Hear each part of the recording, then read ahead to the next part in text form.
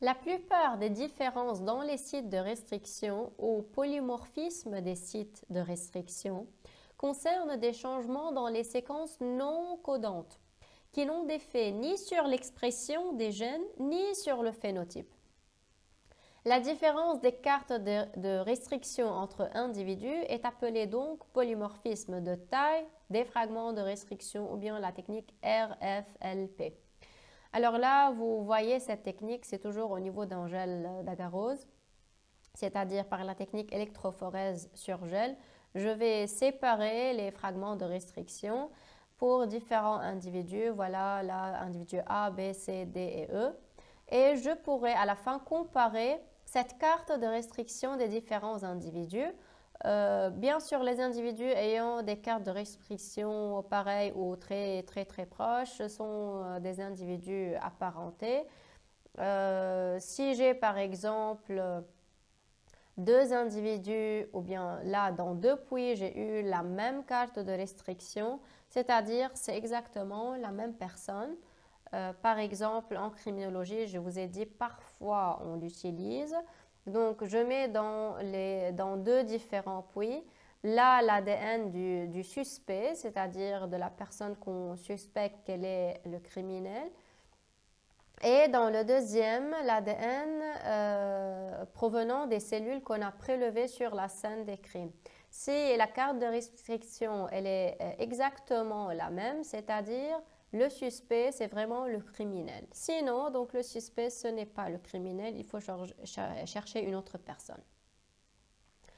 Expliquez l'expression suivante. La carte de restriction est indépendante de la fonction des gènes, c'est-à-dire autrement dit de l'expression de ces gènes. Alors, la carte de restriction dépend des différents sites de restriction de l'ADN. Ces derniers sont distribués à travers le génome, c'est-à-dire à travers tout l'ADN du noyau.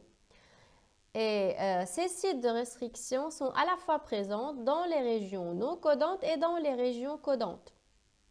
Ainsi, lorsqu'on compare le RFLP de deux individus, de deux organismes, on étudie le génotype et non pas le phénotype.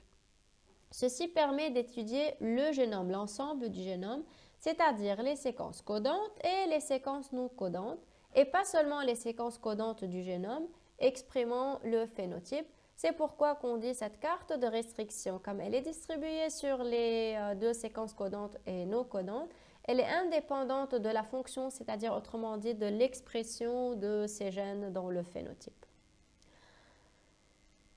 Une enzyme est capable de détecter un polymorphisme génétique ou génique d'un gène lorsqu'elle conduit à un nombre et une longueur de fragments différents dans les deux allèles qui sont l'un normal et l'autre muté.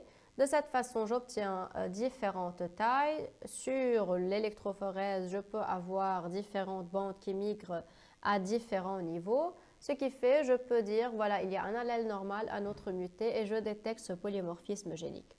Alors, ces deux allèles, normal et muté, peuvent être séparés et détectés par l'électrophorèse, suivis des autres étapes qu'on a déjà vues. Notre leçon est terminée. Pour récapituler, le polymorphisme génique peut être étudié à travers les variations phénotypiques ou bien à travers l'analyse du RFLP que nous avons vu en détail dans cette leçon.